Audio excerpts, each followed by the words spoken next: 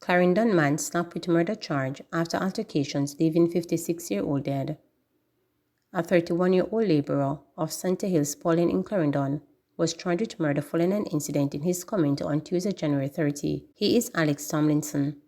According to reports from the Mandeville police, Tomlinson and the deceased 56-year-old Marshall King, otherwise called Buddy, got involved in an argument. The altercation reportedly turned physical. Tomlinson was reportedly armed with a shovel, while King was armed with a knife. It is alleged that Tomlinson used the shovel to hit King several times before taking the knife and inflicting stab wounds to his upper body, killing him. Tomlinson was later arrested and charged.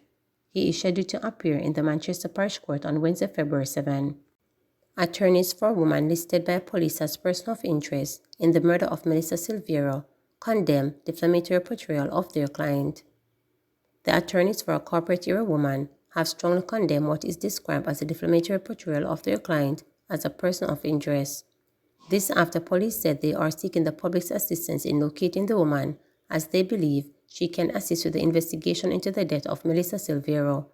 Silvero was the wife of the former Member of Parliament, Jordan Silvero.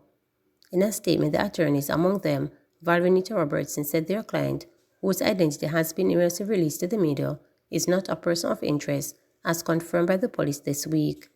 They added that by highlighting her as a person of interest, the impression is being given that she is in hiding.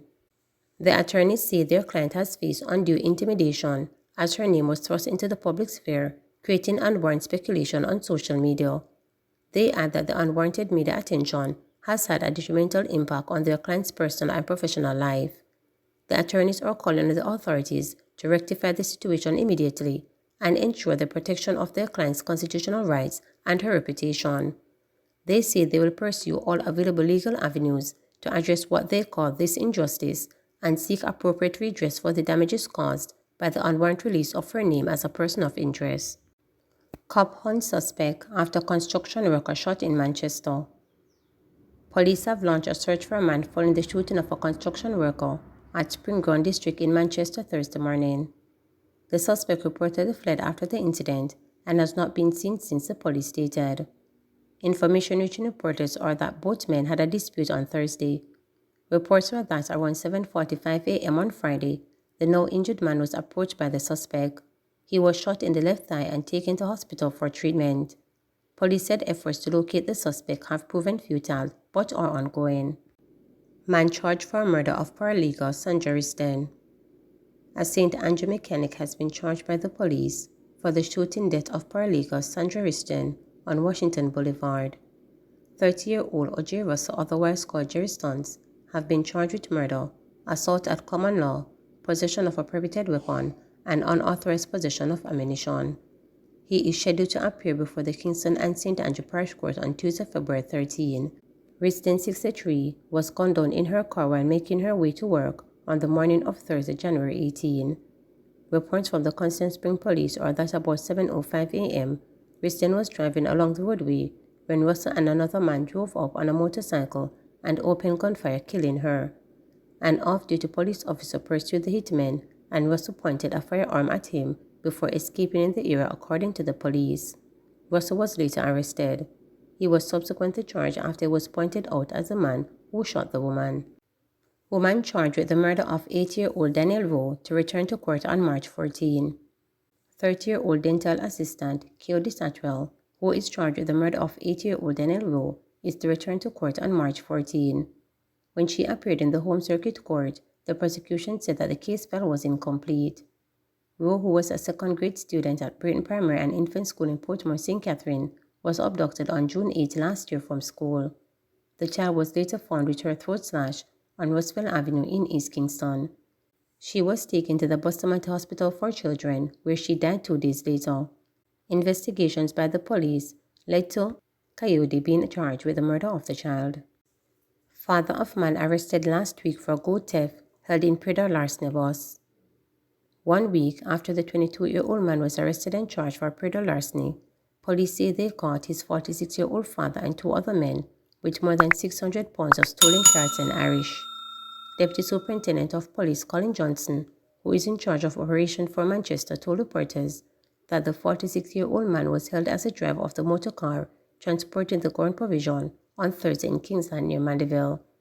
We have one person in the group that we consider a second generation in terms of the cradle theft in the parish of Manchester. He has been arrested on several occasions for this offense. He served some time in prison for illegal possession of firearm and ammunition, Johnson stated. One of the men who was arrested is the father of one of the men arrested a week ago with the goat. Last week, the man that was held is from a third generation of the family, and the man held on Thursday is from the second generation of the family, stated Johnson. Last week, reporters reported that police said the 22-year-old alleged third-generation goat thief seemingly adopted the habit from his father and grandfather. Johnson said the 46-year-old man was held during a traffic stop about 12:50 p.m. on Thursday. One car was stopped during a stop and search, and several bags containing carrot and Irish potato were found in the car. 3 men have since been arrested and charged. Carrots amounting to over 500 pounds and about 100 pounds of Irish potato were seized. The persons who were arrested are 46, 27, and 26 years old. They will be charged for unlawful possession of agricultural produce and transporting agricultural produce without a receipt and being in possession of agricultural produce without a receipt. Also, an application will be made to the court for the forfeiture of the Honda motor vehicle, which was seized, added Johnson. The operations commander said the police have made progress in probing predal larceny cases. Over the last few weeks, several reports were made of predal theft committed in Manchester Division. We received this information during our operation activities and patrols. We have sensitized our farmers during farm visits and meetings. We have also increased our operation initiatives around predal theft, goats, cattle, and ground provision. Over the last 2 weeks, 6 persons were arrested. They were charged for larceny of cattle, he stated. 2 men wanted for rape among 13 arrested in Manchester operation. The Manchester police arrested 2 men wanted for sexual offences, including rape in Hanover, during an enhanced security operation on Friday. Operations Officer for Manchester Deputy Superintendent Colin Johnson said the men were among 13 people arrested during an operation across Manchester. We launched our operations initiatives, enhanced security measures inclusive of our quick response team, Jamaica Defence Force, and other police in the parish of Manchester. We conducted a number of activities including roadblocks, stated Johnson. We have a number of persons on our wanted list, persons of interest, and violence producers. We are targeting them. We realize that there are a number of criminals leaving other parishes coming into Manchester to commit crimes, he added. He said 12 vehicles including 9 bikes and 177 traffic tickets were issued on Friday. There are a number of bikes being used to commit crimes such as robbery, shooting, and murders. A number of these bikes are not licensed. For the year 2023, we seized over 127 motorbikes, he stated. We also targeted defense vehicles, and our operations continue around predal larceny, added Johnson. EOG says it has met recruitment target for local government election workers. Director of Elections Gaspar Brown said the Electoral Office of Jamaica EOG has successfully reached its recruitment target for the local government election day workers.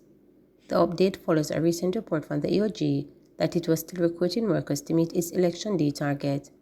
The long-awaited polls are set for February 26. Soldiers, police officers, and election day workers will be allowed to cast their ballots early on February 22nd. Speaking to reporters, the director noted that 30,000 workers have been hired and training in this final stage. Meanwhile, several communities which are known to have a history of loyalty will be unfamiliar faces working at their polling station for the local government election. Mr. Brown said the communities are in 22 areas classified as specialist constituencies in St. James, Clarendon, St. Catherine, Kingston, and St. Andrew. He explained that persons hired to work at polling stations within these specialist constituencies will be selected from the outside of the area to preempt any form of intimidation. In terms of the recruitment, we have recruited approximately 30,000 persons to assist us on election day. That include presiding officers, poll clerks, supervisors, a group of persons we call the one-day policemen, handymen, sanitizers, etc. We have recruited the number of persons that we need, and therefore we are just in the stage of doing final training for some categories of workers, and therefore we have completed that aspect of the exercise.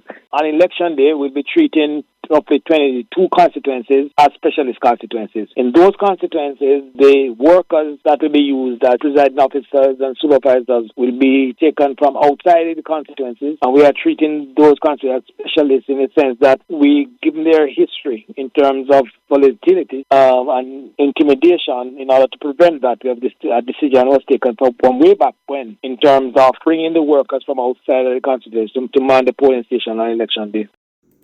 Canada updates travel advisory for Jamaica. Canada has updated its travel advisory for Jamaica, warning its citizens to exercise a high degree of caution when visiting the island due to the high level of violent crime. The update follows a similar Level 3 advisory from the United States, which cited concerns about inadequate medical services and the crime in Jamaica while urging citizens to reconsider travel. Canada's updated advisory issued on Monday said violent crime including armed robbery and murder is a problem in the large cities and town areas, including parts of Kingston and Montego Bay, despite the presence of police to counter criminal activities. It noted that the availability of firearms is widespread and the most violent drug and gang-related crimes, especially murder, involve firearms. The advisory cautioned that visitors face a risk of becoming the victim of crossfire and are also at risk of crimes of the opportunity, especially robberies. It noted that while crimes tend to be concentrated within what the police refer to as traditional hotspots or high-risk communities, they can take place anywhere and at any time. The advisory further pinpointed communities such as Arnett Gardens, Augustown, Denhamtown, Hunts Bay, Mountain View, Flanker, Mount Salem, and Maypen as areas to avoid. It also urged Canadian travelers who are of other sex orientation to not engage in public display of affection while in Jamaica to avoid being harassed or abused. Canadians were further warned about credit and automated telemachine fraud, as well as romance and lottery scams, which the advisor cited as being prevalent in Jamaica. Please remember to subscribe, like, share, and click the notification bell for daily updates.